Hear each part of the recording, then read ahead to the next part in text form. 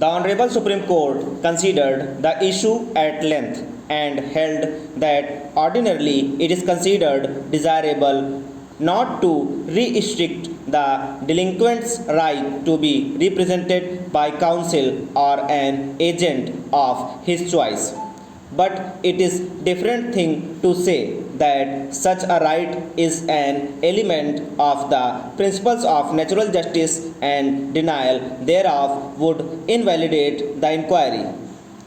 The right to be represented by counsel or agent can be restricted, controlled, or regulated by status, rules, regulations, or standing orders. A delinquent has no right to be represented through counsel or agent unless the law specifically confers such a right upon him.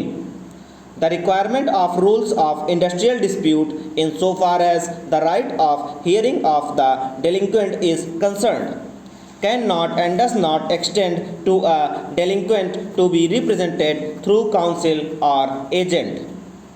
The Honorable Apex Court held that refusal to grant the help of a lawyer is to be examined on the touchstone of the doctrine of prejudice and it cannot be claimed in contravention to the statutory rules.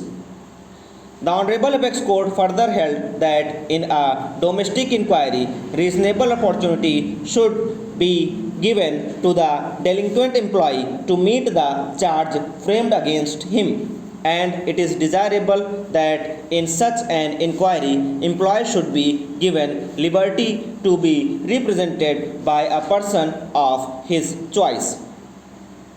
If there is standing order against such a course being adopted and if there is nothing otherwise objectionable in the request made by him, but in a case where the standing order of the employer company provides that in domestic inquiry only a representative of a union which is registered under the Trade Unions Act and is recognized by the Company Act, there can be no denial of natural justice if the request of the workman who insisted to be assisted by a representative of his own unrecognized union with the object of indirectly obtaining recognition to their union is rejected. A similar issue was considered and it was held that right to be represented by an advocate in the departmental proceeding can be restricted and regulated by the statute or by the service rules, including the standing orders applicable to the employee concerned.